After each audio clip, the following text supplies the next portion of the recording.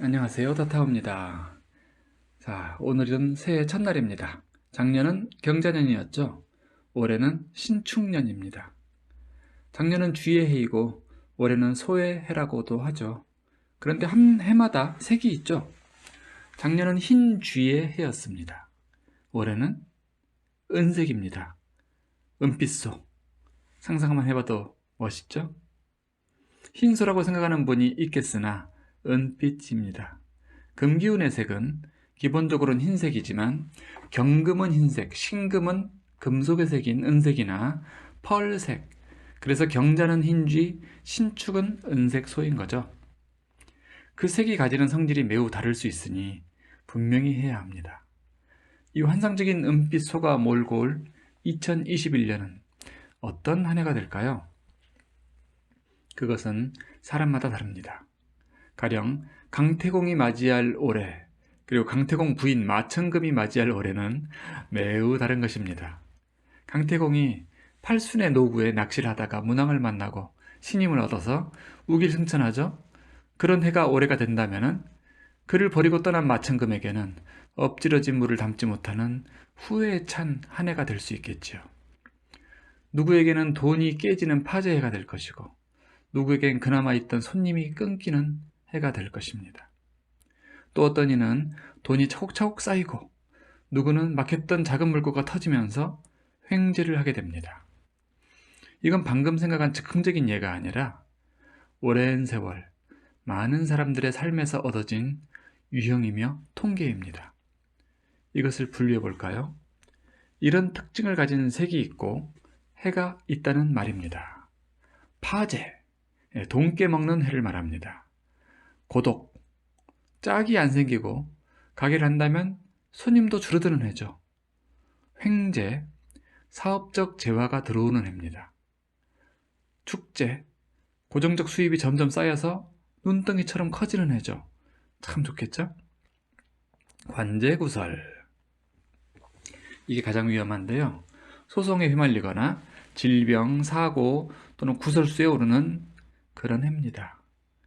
명예, 명예가 들어오는 해가 있어요. 승진한다거나 아니면은 실속은 없을지 몰라도 어떤 무슨 장자리, 대표자리, 회장자리 맡게 되는 거, 그런 것이 명예의 해라고 해요. 또 뒷심부족의 해가 있어요.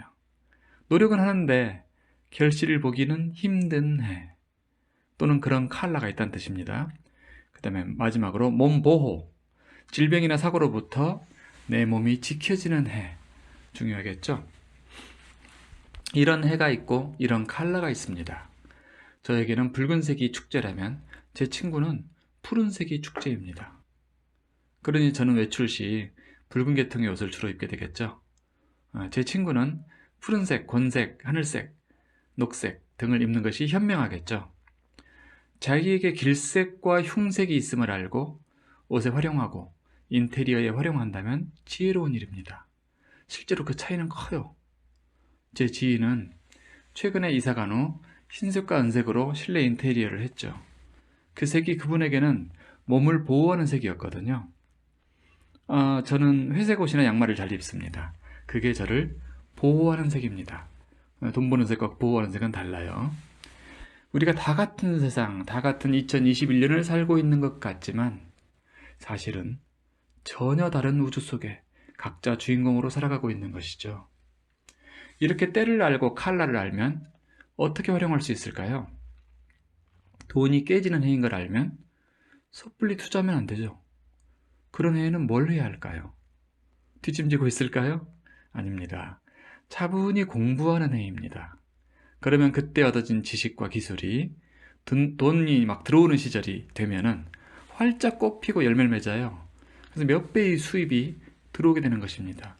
그러니까 돈 들어올 때 그 돈그릇의 사이즈는 다 달라요.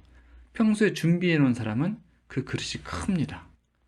그릇을 크게 준비해 놓으면 장마가 왔을 때 담기는 물이 많은 겁니다.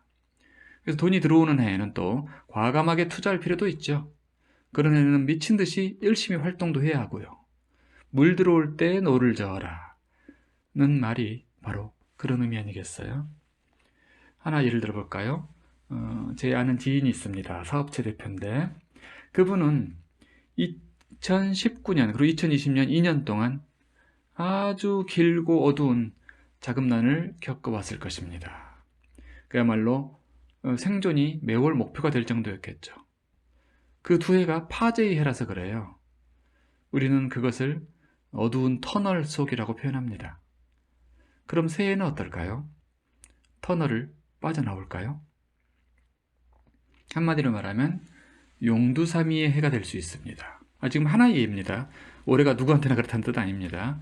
시작은 좋으나 그리고 중간도 좋은데 뒷심이 부족한 해가 되기 쉽다는 뜻입니다. 결정됐다는 뜻은 아닙니다. 그러기 쉽다. 그러니 그분한테는 이렇게 조언하게 되죠.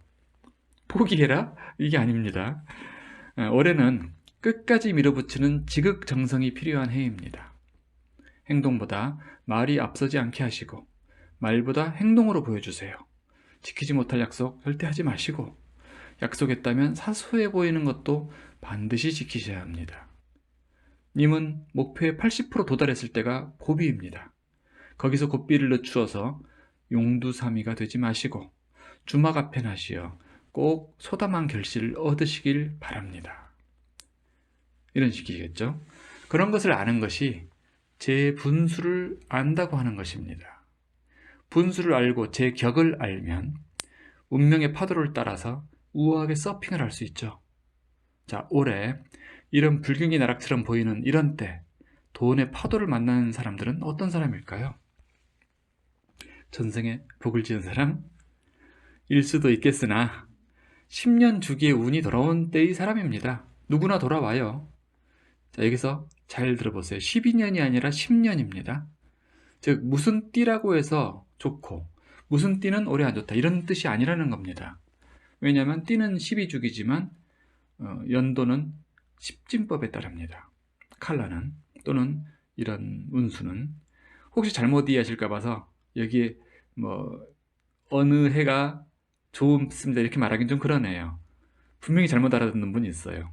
그래서 투자해서 손해볼 수도 있고 자, 꼭 궁금하신 분은 생년월일과 음양력 표시하셔가지고 성함을 보내주세요.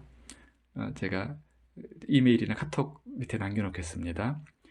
자, 은빛 펄을 반짝이며 당신께 다가오고 있는 소의 해 신축년입니다. 기쁜 일이 눈사태, 아롱사태처럼 밀려오는 한 해가 되세요.